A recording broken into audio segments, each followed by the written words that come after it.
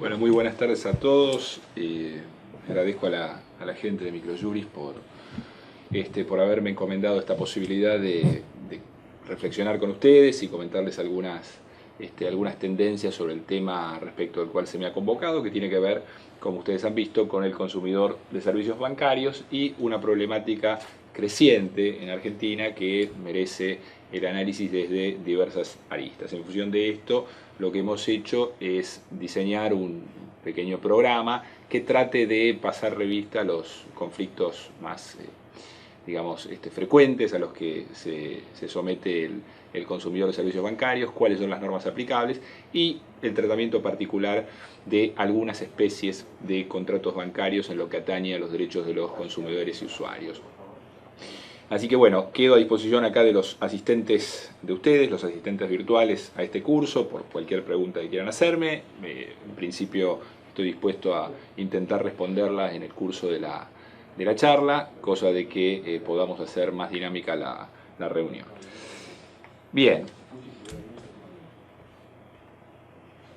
Vamos a...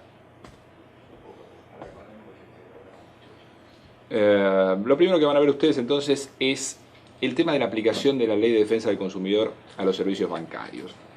Y creo que esto es un aspecto liminar que tenemos que comentar. ¿Por qué? Porque digamos, no podemos analizar la problemática del consumidor de servicios bancarios si no es a partir de las normas que regulan la ley general en Argentina, que es la Ley de Defensa del Consumidor 24.240. Y lo cierto es que la Ley de Defensa del Consumidor prácticamente no hace referencia a los servicios bancarios,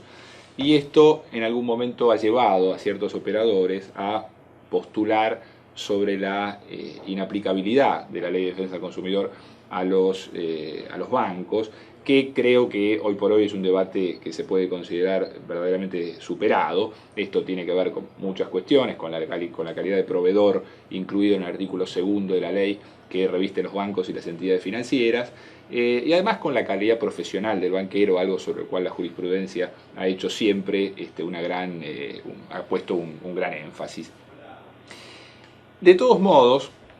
en cualquier caso, uno no puede asumir una postura dogmática de plantear que todos los contratos bancarios tengan la calidad de contratos de consumo, desde luego, de tal manera que lo que hay que recalar es en la necesidad de configurar el requisito o el elemento subjetivo que constituye el dato o la clave de acceso al sistema de protección al consumidor. Es decir, que una de las partes, además de que el banco sea un proveedor, que de hecho lo es, sea un consumidor o un destinatario final de los servicios bancarios que presta la entidad. Con lo cual es necesario que se configure la existencia de un contrato de consumo bancario. Hay una clásica discriminación que todos conocen, en virtud de la cual se sistematizan las operaciones de los bancos con los clientes, que tiene que ver con esa clasificación entre operaciones activas, operaciones pasivas y operaciones neutras. Las operaciones activas son aquellas en las que el banco otorga crédito y asume en definitiva el carácter de acreedor, como pasa con el contrato de mutuo, con las operaciones de descuento, con las operaciones de anticipo, con la apertura de crédito. Otras operaciones pasivas, que son aquellas en las que, dice consumidor pasivo, debe entenderse como operación pasiva, como aquellas en las que el banco es un receptor o colector de depósitos o de fondos, como sucede en los casos del contrato de cuenta corriente, en los casos del contrato de caja de ahorro, los depósitos a plazo fijo, frente a un segmento de operaciones que globalmente se las conoce como neutras, accesorias y de servicios, en donde el banco no concede ni recibe tampoco crédito, sino que intermedia realizando prestaciones que no son crediticias, que las hace por cuenta y orden del cliente, como pasa con el contrato de custodia de títulos, la administración de valores, los servicios brindados a través de cajas de seguridad, el cobro de servicios en entidades bancarias, etcétera, etcétera. En cualquier caso, tanto se trate de operaciones activas como pasivas o neutras, es necesario reiterar y reconocer que para que la operación pueda ser calificada como un contrato de consumo bancario, es decir, a la cual se le puede aplicar el Estatuto del Consumidor, el usuario del servicio tiene que ser un destinatario final, es decir, tiene que utilizar el servicio bancario o el servicio financiero no como parte de su proceso de integración o de reinserción dentro del mercado, sino efectivamente como alguien que agota el ciclo económico de ese servicio. De tal manera que no puede decirse que solamente en las operaciones activas pueda configurarse un contrato de consumo. También perfectamente puede suceder una operación pasiva en la medida en que, vamos a verlo después, por ejemplo, el titular de una caja de ahorro o el titular de una cuenta corriente pueda decirse que está operando con un destino que puede ser calificado como de consumidor final en los términos del artículo primero de la Ley de Defensa del Consumidor.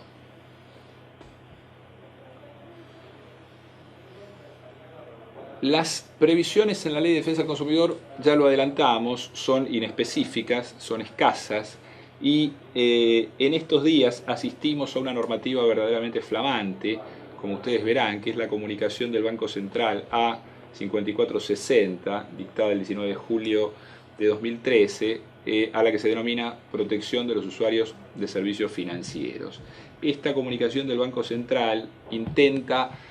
regular distintos aspectos de las relaciones de consumo entre usuarios y bancos, pero también atañe no solo a bancos, sino a entidades financieras, agentes de cambio, a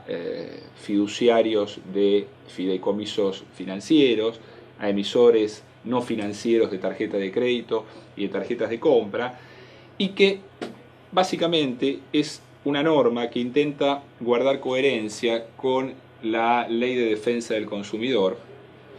a tal punto que yo me animaría a decir que es una de las disposiciones más protectorias que se han visto en los últimos años dictadas por el Banco Central en materia de derechos de usuarios y consumidores. Uno incluso advierte que alguna de las soluciones que plantea la comunicación del Central es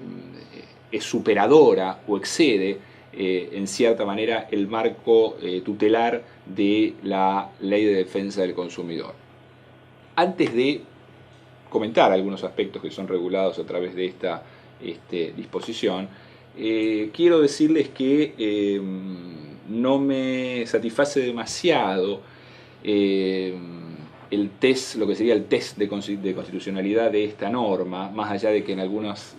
cuestiones, van a ver ustedes, las soluciones son encomiables en términos de protección de los usuarios bancarios. Y lo digo porque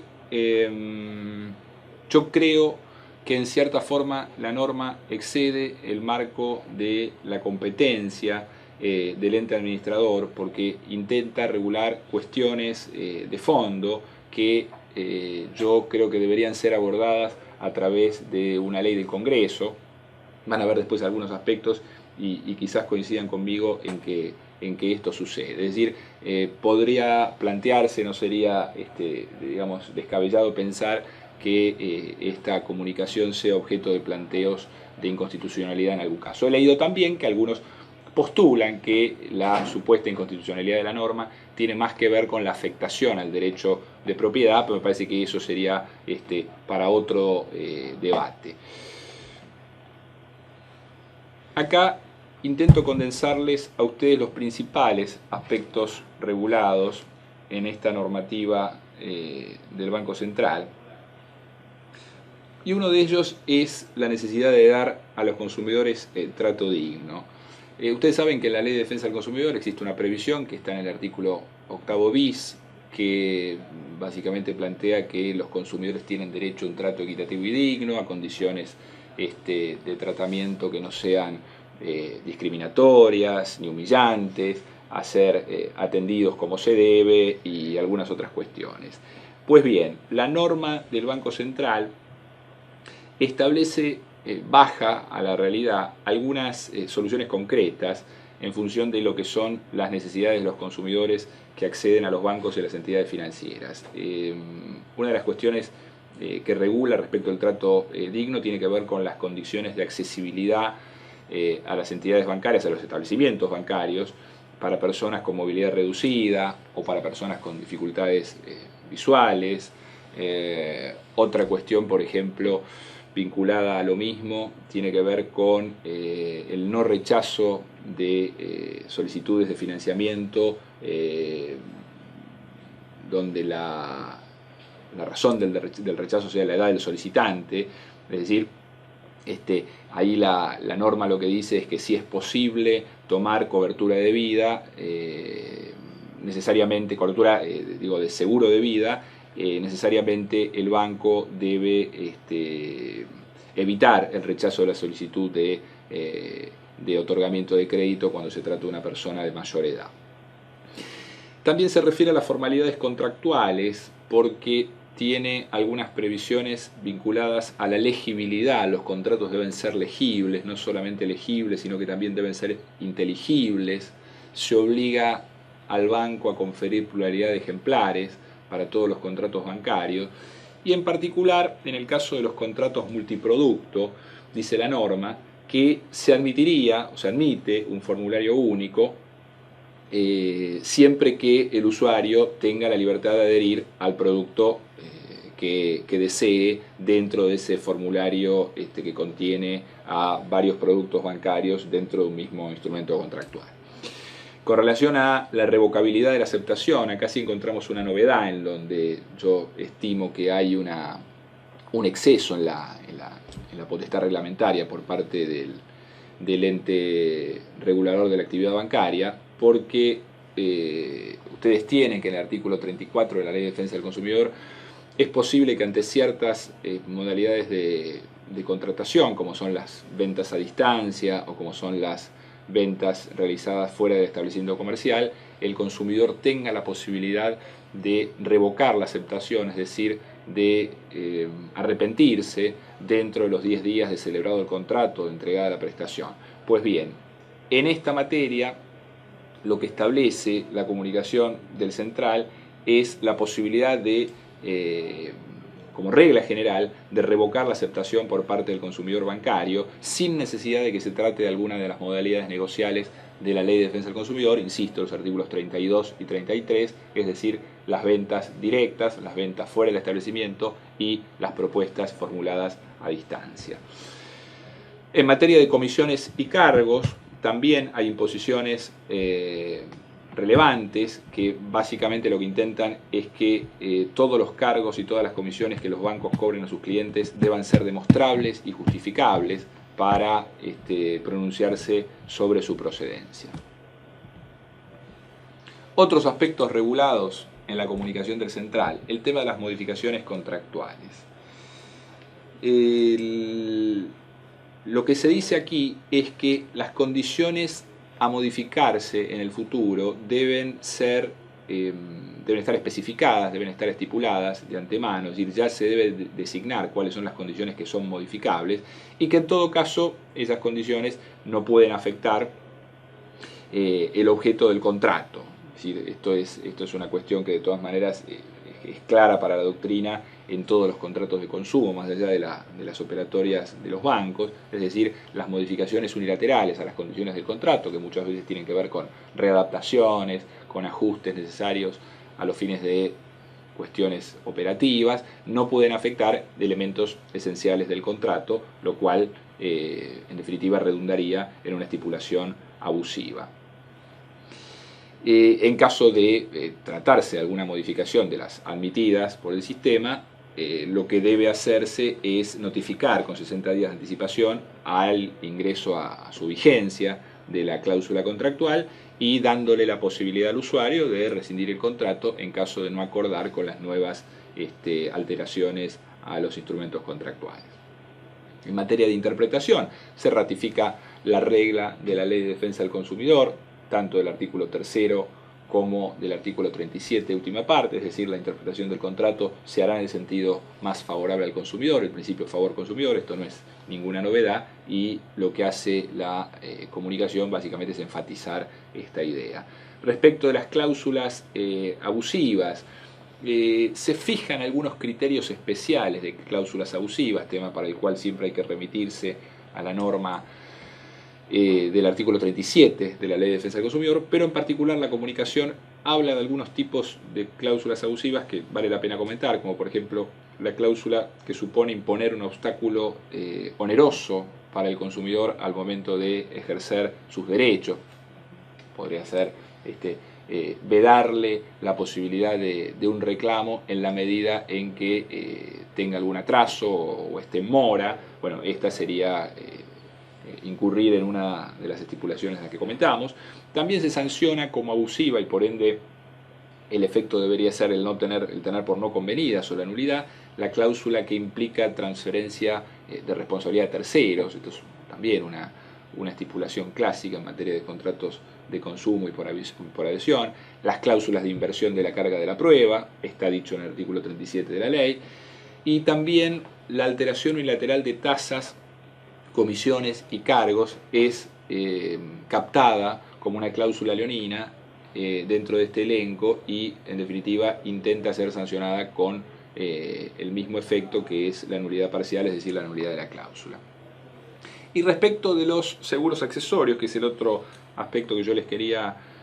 comentar acerca de lo más relevante de esta disposición, es que se establece que cuando el banco ofrece seguros accesorios a cualquiera de los productos bancarios, como mínimo debe proponerle 3 entidades aseguradoras que no estén vinculadas entre sí, para que en el marco de esa terna vinculante el usuario pueda ejercer su derecho y no verse compelido a contratar solamente con aquella entidad a la que el banco le ha indicado o le ha sugerido.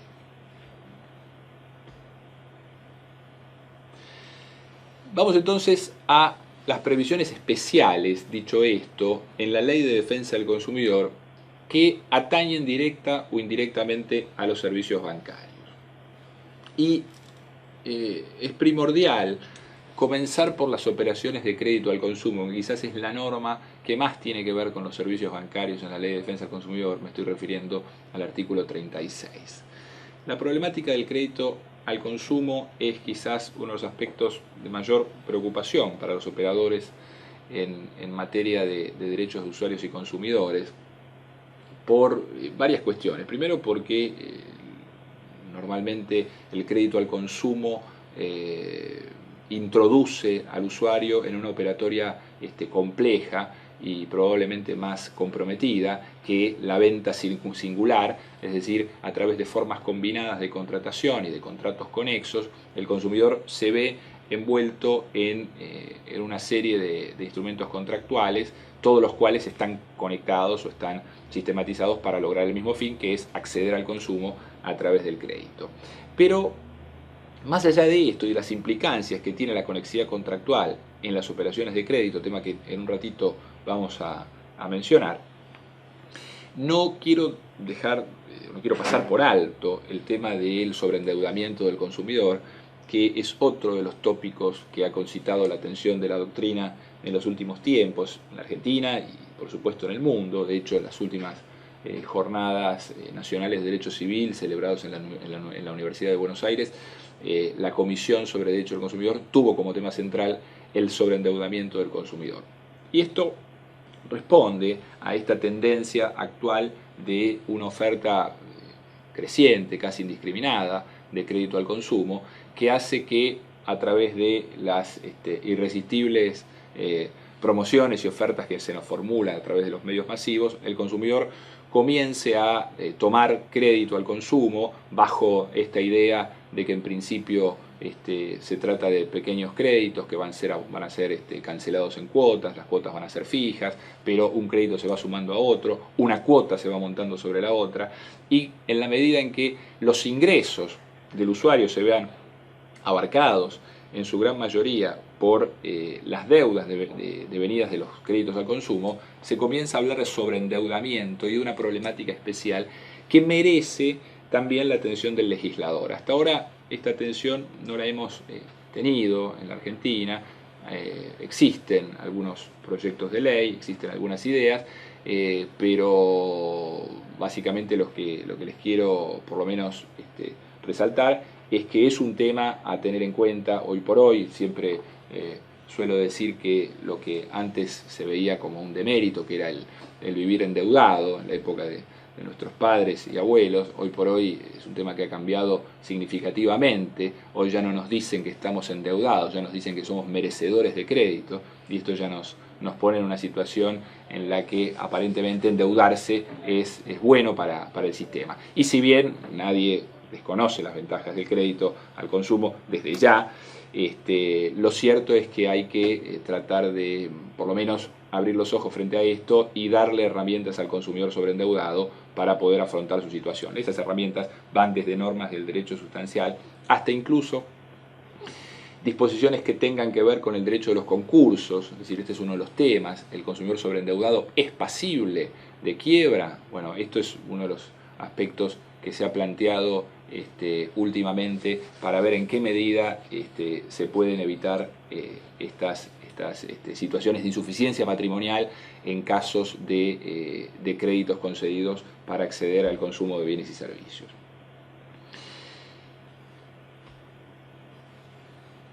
Yendo a las operaciones de crédito al consumo del artículo 36 de la Ley de Defensa del Consumidor, ustedes se van a encontrar con dos grandes formas de operaciones de crédito. A las primeras yo las llamo financiamiento genérico, es decir, me refiero más que nada a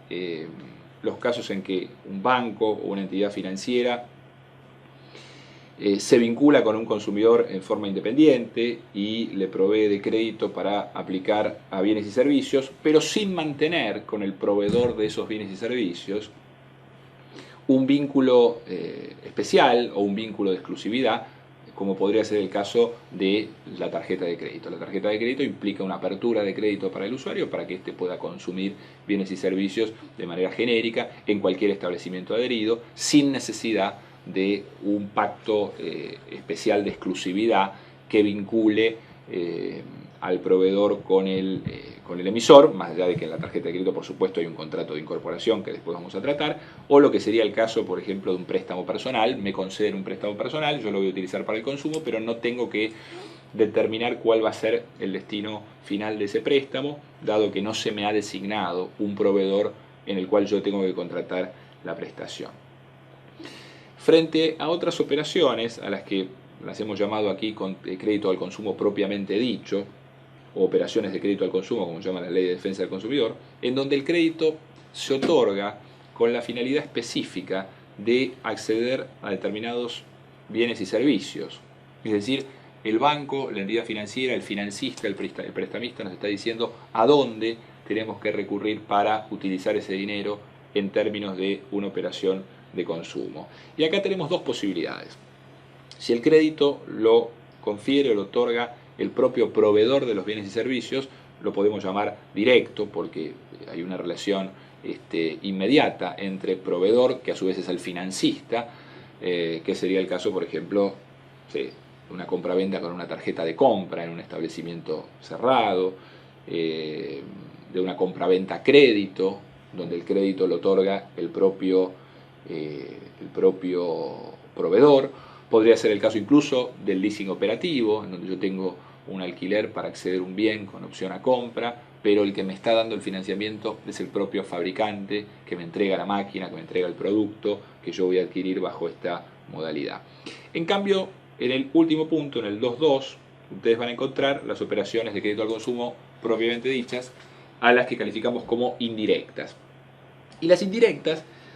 tienen que ver con esta situación en donde el financista otorga un crédito al consumidor, pero mantiene una vinculación con el proveedor respecto de lo que es la operación principal. Tal sería el caso, pongamos que yo voy a adquirir un auto a una agencia de autos usados y frente a la imposibilidad de afrontar la operación de contado, la agencia me señala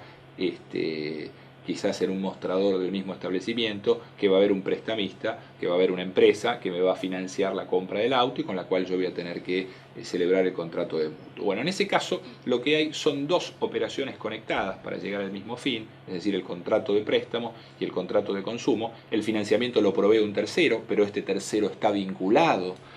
al proveedor de los bienes y servicios.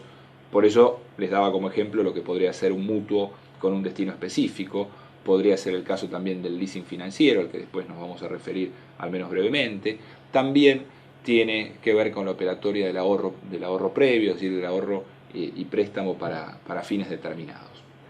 Lo cierto es que todas las clases de operaciones que estamos mencionando en este ítem, en estos ítems, digo, están comprendidas dentro del artículo 36. Es decir, el artículo 36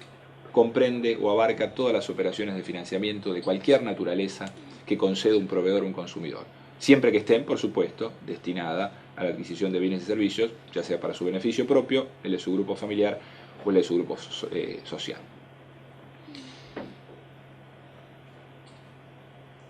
¿Y qué rasgos distintivos tienen en la regulación legal las operaciones de crédito al consumo en el artículo 36? El primero de estos aspectos regulados, que lo van a encontrar en los párrafos primero a cuarto de la norma en comentario, tiene que ver con el deber de información. Es decir, la ley fija determinadas variables de la operación financiera que deben ser comunicadas al usuario, es decir, tiene que ver con el recaudo de transparencia, es una manifestación concreta del deber de información genérico que todos los proveedores tienen por mandato del artículo 4 de la Ley de Defensa del Consumidor, pero específico para las operaciones de crédito al consumo.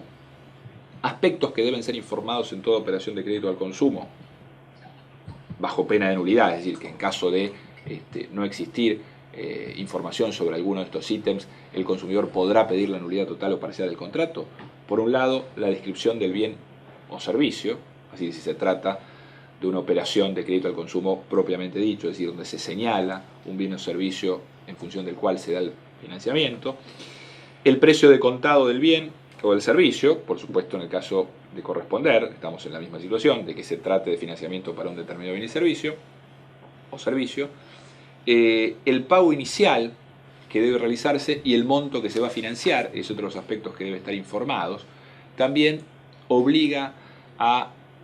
comunicar cuál va a ser la tasa de interés efectiva anual. Por eso ustedes ahora en todos los avisos de productos financieros o de compras a crédito que ven en la vía pública, incluso en los avisos radiales o televisivos, van a encontrar que se establece, se fija cuál es la tasa de interés anual para que la efectiva, para que el consumidor tome conocimiento de esto. El otro punto es el costo financiero total, es decir, el total de intereses que el usuario va a tener que pagar al final del circuito, la forma en que se amortiza el capital y la forma en que se cancelan los intereses, es otro aspecto a que obliga a informar el artículo 36. También obliga a informar sobre la periodicidad y el monto de los pagos, además de la cantidad de pagos que deben hacerse, y por último, si existen gastos extras, desde luego también deben ser informados. Yo les decía que la falta al deber de información de cualquiera de estas variables puede traer aparejada la nulidad total o parcial del contrato. En el caso particular de que la omisión recayera sobre la tasa de interés efectiva anual, es decir, que el proveedor financiero no comunique al usuario cuál va a ser la tasa de interés efectiva anual, la sanción mediante la cual la ley integra este vacío en la regulación contractual es a través de la aplicación de la tasa pasiva del Banco Central de la República Argentina. Y ya podemos encontrar, desde que el artículo 36 en su versión actual, que responde a la reforma del año 2008 a la Ley de Defensa del Consumidor, vamos a encontrar que en estos 5 años de vigencia del nuevo texto del artículo 36 ya hay más de un fallo que condena a los bancos a aplicar para el producto financiero solamente la tasa pasiva del Banco Central en el caso de no haber comunicado cuál es la tasa de interés efectiva anual que pretendía estipular. En algún caso incluso se llega más lejos, hay un fallo que llega a decir que esa tasa pasiva ante la omisión de comunicar la efectiva se aplica tanto a los intereses compensatorios como a los moratorios y a los punitorios en la medida en que la norma no efectúa ninguna distinción. En lo personal, creo que la norma se refiere claramente a los intereses compensatorios o a los intereses financieros, con lo cual creo que no debería exceder de ese marco la aplicación de esta sanción en subsidio, de aplicar la tasa pasiva, es decir, solamente a los intereses financieros. Otro aspecto importante regulado en el artículo 36 para las operaciones de crédito al consumo, el caso de la conexidad contractual entre el contrato principal y el contrato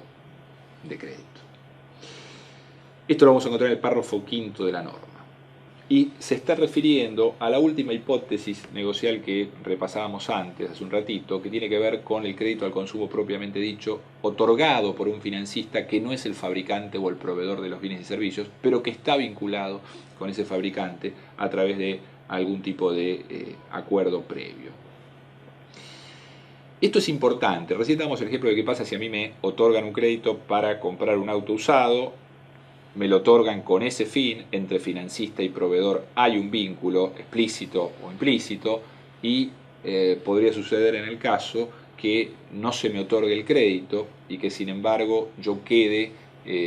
suscripto a un instrumento de compraventa de automotor cuando no tengo los fondos para afrontarlo y el proveedor me diga, bueno, mire, usted lo tiene que pagar como sea, el contrato está perfeccionado, usted tiene que cumplirlo, y yo le diré, no me dan el crédito, si no me dan el crédito no lo puedo comprar. Bueno, esta es una situación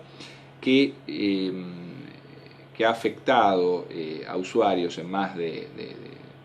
una hipótesis y que tiene que ver con reconocer que entre el proveedor, en estos casos, y el prestamista, el agente financiero, el banco eventualmente, hay un interés común. Y que en definitiva los contratos se encuentran sistemáticamente ligados para alcanzar un solo fin, por eso se habla de la teoría de los contratos, de la conexidad contractual, entre el contrato principal, es decir, el contrato sobre el que recae la prestación de bienes y servicios, y el contrato de crédito para el consumo.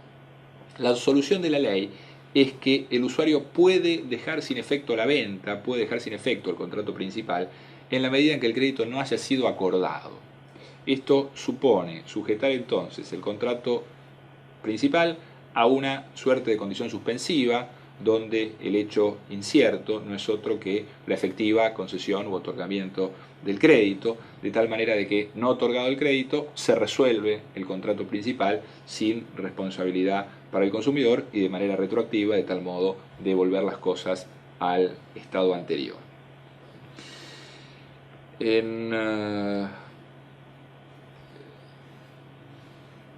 un caso de la Cámara Civil y Comercial de Tucumán, Guaysol con Barbieri, del año 2003, se había planteado algo vinculado a esto. Era un adquirente de una moto que había ido a una agencia, la había comprado, pero previo a esto había celebrado un mutuo con una entidad financiera, pero con la particularidad de que las cuotas del mutuo, la restitución del préstamo, se hacía directamente al proveedor, lo que revelaba una conexidad inevitable, indudable y elocuente entre el proveedor de servicios financieros y el proveedor de la prestación principal, que en este caso era una moto. Lo que sucedió es que esta persona pagaba habitualmente el préstamo al momento de su vencimiento, pero sin embargo el vendedor demoró varios meses en rendir al banco estos pagos, lo que hizo que el banco lo tuviera como moroso e informara a las bases de datos la situación de morosidad del deudor. Bueno, en este caso se entendió que era aplicable el principio de conexidad contractual. Todavía no estaba regulado de esta manera el artículo 36, porque en ese momento regía la norma en su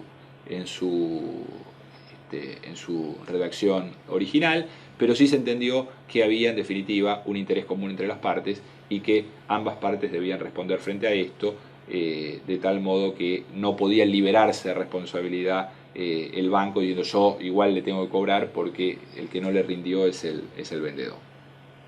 Lo que no contempla la ley es la situación inversa, por lo menos no lo contempla de manera expresa. Yo creo que tampoco cambia demasiado la visión que se puede tener del tema. Es decir, ¿qué sucede cuando lo que no se concreta es la prestación principal a pesar de que se otorgó el crédito? Es decir, vamos a suponer, me dieron el préstamo, pero no me otorgaron el auto o no me entregaron el auto. Bueno, yo creo que también por aplicación de la teoría de la conexidad contractual podríamos llegar a la misma conclusión y que en definitiva ambos contratos forman parte de un sistema de contratos que no pueden escindirse porque están vinculados de manera funcional, de tal modo que la frustración de cualquiera de los dos puede dar lugar a que esas vicisitudes sean transmitidas precisamente al otro contrato conectado. Ahora sí vamos a la siguiente, que es el aspecto vinculado a la competencia territorial. Vamos a encontrar en el último párrafo, vamos a encontrar un párrafo anterior, párrafo sexto, que va a decir que la autoridad de aplicación en materia de operaciones de crédito al consumo es el Banco Central. Esto digamos, va a tener una concurrencia en cuanto a la competencia con la autoridad de aplicación de la Ley de Defensa del Consumidor, la Secretaría de Comercio y los organismos locales. Pero digo, esto no es tan novedoso y tan relevante como sí lo es el párrafo séptimo. Porque el párrafo séptimo refiere a que en los contratos de crédito al consumo, en las operaciones que estamos viendo en este rubro, la competencia judicial en materia territorial va a ser la que corresponda al domicilio del consumidor, inclusive tacha de nulo cualquier pacto en contrario. Es decir, que si en un contrato de crédito al consumo se fija una prórroga de jurisdicción que saca la competencia de lo que es el domicilio de la sede jurisdiccional que corresponde al domicilio real del consumidor, esa cláusula va a ser abusiva. Nosotros sabemos, digamos, desde siempre, que las cláusulas de prórroga de jurisdicción que implican obligar a litigar al usuario o cualquier adherente en un contrato de adhesión fuera de la sede del domicilio real, es decir, el domicilio donde vive, o bien del lugar de celebración o de ejecución del contrato, constituyen naturalmente estipulaciones abusivas. Pero en este caso se ha querido reforzar un poco el mandato legislativo, diciendo que en los contratos de crédito la competencia debe corresponder al domicilio real del consumidor. Esto en sí mismo no tiene, creo yo, mayores aristas complejas, es decir, será cuestión de analizar que si en un contrato de crédito encontramos una cláusula de prórroga de jurisdicción que evade la competencia que naturalmente le tocaría por el domicilio del consumidor, la cláusula será tenida por ineficaz. Sin embargo, la problemática más crucial de este tema se da en el caso de lo que acá les he puesto como los pagarés de consumo. Esto es una práctica que muchos de ustedes seguramente reconocerán, algunos por la vida profesional, por atender a clientes, algunos por ser abogados de bancos o entidades financieras, que es esta práctica de los financistas muchas veces de titulizar la deuda a través de pagarés en donde se instrumentan, por ejemplo, las cuotas de un mutuo y se facilita la ejecución individual de las sumas de dinero que el usuario vaya adeudando. Y sucedió, en el caso de los pagarés, una interesante controversia jurisprudencial de los últimos 4 años, que se da a partir de algunos criterios de la Cámara Comercial. Acá les vamos a mostrar alguno. No lo tenemos acá.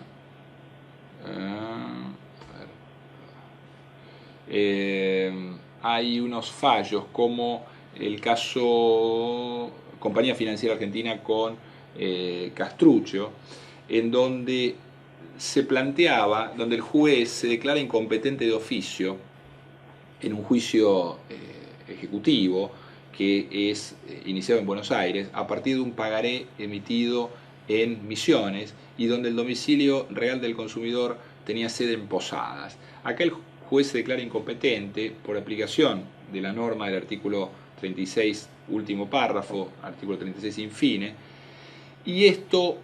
abre un debate sobre el alcance de la posibilidad de cuestionar la competencia en materia de títulos ejecutivos, porque cabe entender para cierto sector que tratándose de títulos de crédito y de los rasgos que nos han enseñado desde siempre en la facultad, es decir, que los títulos de crédito tienen ese carácter de ser autónomos, literales y abstractos, en donde cualquier discusión acerca de la causa que le dio origen en el marco de un proceso ejecutivo está vedada. Siempre se nos dice esto de el estrecho marco cognoscitivo de los juicios ejecutivos que no permiten discutir la causa de la obligación. Sin embargo, con este tema de los pagarés de consumo,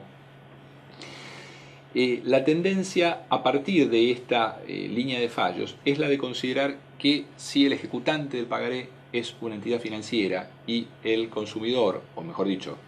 el ejecutado es una persona física, cabe presumir la subyacencia de una relación de consumo por debajo de este pagaré. Es decir, este pagaré está encubriendo una relación de consumo, lo cual no sería en principio una práctica irregular si no fuera porque se lo intenta ejecutar en una sede que se extraña al domicilio real del consumidor, como sucedió en este y en otros fallos que yo recién les he comentado. La Corte Suprema se ha pronunciado contra este criterio de manera muy tajante en un fallo de compañía financiera con Toledo, no ha sido el único, un fallo del 24 de agosto de 2010, en donde dice que es improcedente la declaración de incompetencia de oficio en razón del territorio cuando el objeto del juicio es de índole patrimonial. Y lo dice porque en definitiva esto está vedado por el Código Procesal, por el artículo cuarto, párrafo tercero, es decir, las cuestiones de orden estrictamente patrimonial, la declaración de incompetencia de oficio no es una posibilidad. Sin embargo, el fallo no se pronuncia sobre la cuestión de fondo, es decir, sobre la posibilidad de aplicar la Ley de Defensa del Consumidor y de que eventualmente, más allá de que el juez no se pueda declarar de oficio incompetente, la incompetencia pueda ser opuesta por el ejecutado al momento de tener la posibilidad de oponer excepciones. La Cámara Comercial, por eso les decía que acá se da una situación judicial que algunos podrían llamar un escándalo jurídico, en donde vamos a tener criterios encontrados entre la Corte y la Cámara, algo parecido que es lo que sucedió en materia de franquicia, de seguros con franquicia para el autotransporte. Muchos lo deben recordar, el autotransporte público de pasajeros, en donde hemos tenido hasta un plenario de la Cámara Civil contra un criterio de la Corte que dice que la franquicia es oponible al usuario, mientras el plenario dice que es inoponible y aplica la Ley de Consumidor. Bueno, esto es algo parecido. Los jueces de la Cámara Comercial, en el año 2011, el 29 de junio de 2011, se autoconvocaron a un plenario para resolver este tema y la disparidad de criterios que existía entre las salas del fuero, y arribaron a dos conclusiones por una mayoría importante. Es decir, el tema está referido nuevamente a la ejecución acá justo me está llegando una pregunta sobre el fundamento de la sentencia en el plenario del año 2011. El plenario se pronuncia sobre la ejecución de títulos cambiarios dirigidas contra deudores residentes fuera de la jurisdicción del tribunal. Y las conclusiones son, por un lado, que de la sola calidad de las partes, es decir, si una de las partes es una entidad financiera y el otro es una persona física, es dable inferir, es dable presumir que subyace una relación de consumo en los términos previstos en la Ley 24.240 de Defensa del Consumidor, prescindiendo de la naturaleza cambiaria del título en ejecución. Y la segunda conclusión, que también forma doctrina plenaria por mayoría, es que corresponde declarar de oficio la incompetencia territorial con fundamento en lo dispuesto por el artículo 36 de la LDC. Es decir, de la sola calidad de las partes cabe inferir que hay una relación de consumo. Y, por otro lado, que la incompetencia de oficio es posible en la medida en que, acá la pregunta del amigo asistente virtual del curso, sería contestada de esta forma. Lo que entiende el plenario es que la Ley de Defensa del Consumidor tiene una preeminencia normativa sobre las normas del derecho adjetivo, del derecho procesal, de tal manera que el orden público, íncito en la 24.240, lleva a que el juez pueda declararse incompetente de oficio en materia territorial, aunque así esté vedado por el Código Procesal. Y también, insisto, implica avanzar un poco sobre esta idea casi inmutable y dogmática que siempre hemos tenido sobre los títulos de crédito, pero yo creo que la justificación que a mí más me ha convencido ha tenido que ver con que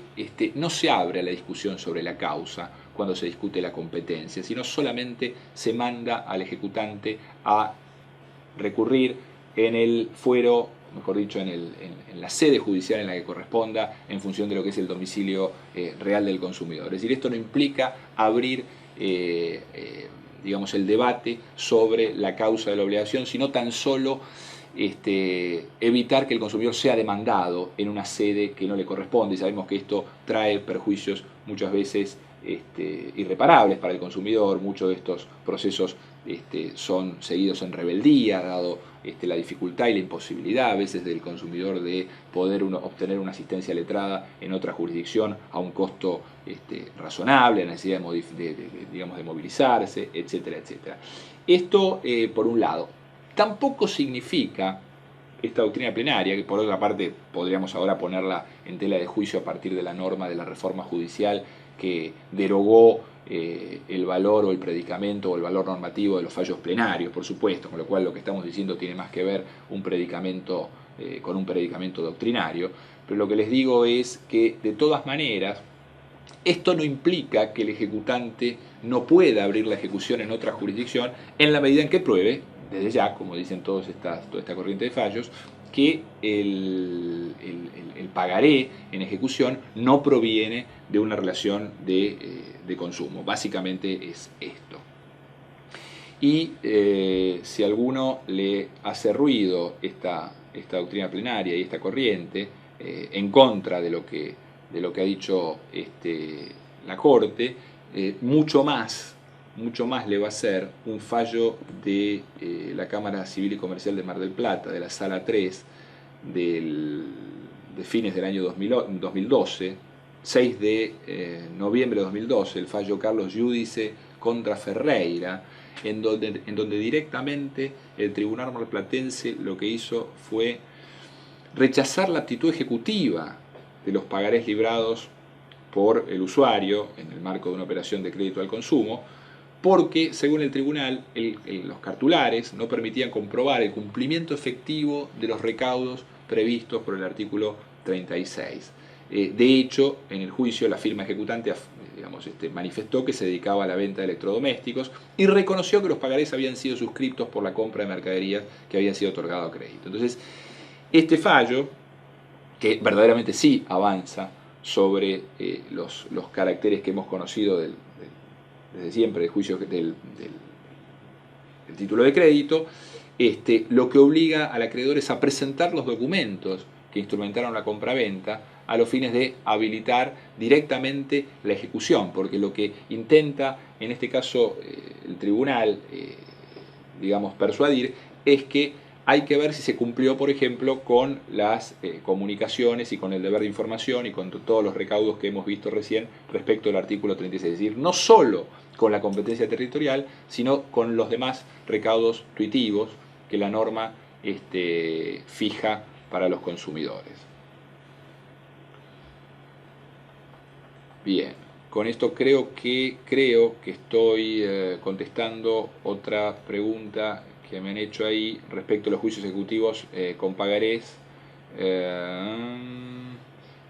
Vamos a mirar por si tiene que ver con este tema, lo vamos comentando ahora. La disponibilidad de las partes en cuanto a la competencia conforme al derecho procesal. Claro, la posibilidad de que la competencia en materia territorial para asuntos patrimoniales sea prorrogable. Insisto nuevamente que si la hermenéutica o la línea hermenéutica que utilizamos para resolver la cuestión parte del principio de preeminencia normativa del Estatuto del Consumidor y de la raíz constitucional de los derechos de ciudadanos y consumidores, creo que esto prevalece sobre la norma del derecho procesal. Acá me pregunta alguien más que me dice: en mi provincia pasó que un juez se declaró incompetente de oficio conforme el carácter del consumidor que reviste el demandado a los juicios ejecutivos, donde existe un pagaré en el cual el consumidor estableció un domicilio fuera de la circunscripción, adoptando el superior tribunal la posición de que prevalece la exigencia de posibilidad de prorrogabilidad de competencia por el carácter patrimonial del perjuicio. Bueno, nuevamente es este debate. Por eso yo les quería leer la conclusión de la doctrina plenaria sentada por la Cámara Comercial, que en general ha tenido bastante recepción por parte de la doctrina ya no judicial sino autoral en la ciudad de Buenos Aires. Hemos visto también fallos que en materia de secuestros prendarios han aplicado esta restricción en materia de prorrogabilidad de competencia, a pesar de que ustedes saben que el secuestro prendario, a partir de las normas de la ley de prenda con registro, constituye un proceso que se tramita prácticamente inaudita parte, en donde se habilita la posibilidad de ejecución directa, con lo cual no media quizás contradictorio con el deudor prendario, y sin embargo han habido también sentencias de la Cámara Comercial en donde se declaran incompetentes en materia de secuestros prendarios cuando la ejecución es iniciada contra una persona física y se revela, por supuesto, que el domicilio real es otro que el que corresponde a la jurisdicción donde se está llevando a cabo la ejecución.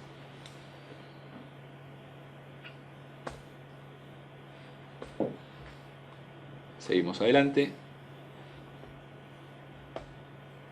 Y pasamos a otra previsión de la Ley de Defensa del Consumidor. Después de haber analizado el artículo 36, la norma anterior tiene alguna implicancia con los bancos porque regula la imposición de prestaciones mediante sistemas de cargos automáticos. Eso también es otra práctica común, la incorporación de prestaciones accesorias que no son esenciales al servicio principal o a la prestación principal, en donde sin requerimiento previo del consumidor se le debita una prestación a través de un sistema de cargos automáticos. Y es un caso generalmente de venta sorpresiva, donde se imponen por ahí seguros accesorios, publicaciones del proveedor o de otro proveedor al que el proveedor principal está vinculado, y que básicamente en términos de la teoría general tendría que ver con la práctica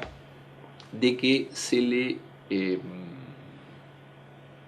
utiliza el silencio como manifestación de voluntad en materia de consentimiento contractual, cuestión que está vedada ya desde el Código Civil en el artículo 919. Es decir, el silencio no constituye por sí mismo manifestación de voluntad en punto a la perfección de un contrato, salvo los casos, por supuesto, de excepción que la propia norma del Código Civil establece, es decir, cuando hay una manifestación precedente de las partes que le acuerda valor al silencio futuro, que no sería ninguno de los casos. Lo que hace la Ley de Consumidor al artículo 35 es prohibir la realización de propuesta que obligue al consumidor precisamente a manifestarse por la negativa para evitar que se le genere un cargo por un servicio o por un producto de manera automática en donde se le debite el precio de una prestación cuando no la ha requerido, es decir, cuando el envío o la imposición ha sido a partir del silencio. Esto es, usted no dice nada, no se pronuncia entre los próximos 5 días, consideraremos que ha aceptado el producto. Bueno, la idea es que con esta norma el consumidor no debe expedirse para evitar el cargo respectivo. Vamos a encontrar también jurisprudencia sobre este tema. Hay una acción colectiva, que quizás es la más relevante, una de las más relevantes, entablada por la Unión de Usuarios y Consumidores contra el Banco Provincia, en un fallo de la Sala C de la Cámara Comercial de octubre de 2005, en donde el banco debitaba a los clientes de tarjeta de débito una suma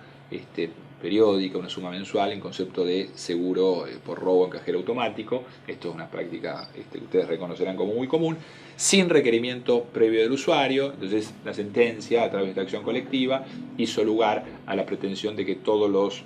fondos, todos los importes debitados durante todo el tiempo en que duró la práctica sean restituidos al usuario a través del mismo modo, es decir, mediante la acreditación de los fondos en la cuenta de cada uno de los usuarios afectados. Y la segunda parte del artículo 35 marca una situación que también es común y que también involucra en cierto modo a los emisores bancarios de tarjeta de crédito, que es el caso de que con la oferta se envía algún producto, es decir, no solamente se le impone una prestación a través del silencio, sino que a veces se le envía espontáneamente un producto al usuario. Y lo que dice el artículo 35, última parte, es que el consumidor no está obligado ni a conservarlo, ni a restituirlo, incluso si la devolución pudiera hacerse libre de todo gasto. Es decir, acá lo que el legislador ha intentado es evitar toda traslación de riesgo a los consumidores. Por supuesto, el consumidor no debería utilizar ni aprovechar la prestación, caso contrario, estaríamos frente a un enriquecimiento sin causa. En un caso de la Cámara Comercial, de la Sala B de la Cámara Comercial, Treviño con Banco de Galicia, se le había enviado una tarjeta de crédito de manera unilateral y espontánea, es decir, sin requerimiento previo al actor, lo que le fue generando gastos hizo que se lo incluyera como moroso en el Banco Central, pese a que la tarjeta no la había utilizado, con lo cual se condenó al banco a indemnizar el daño moral causado al usuario, al accionante, y en definitiva es un supuesto de aplicación precisa de la norma que estamos comentando.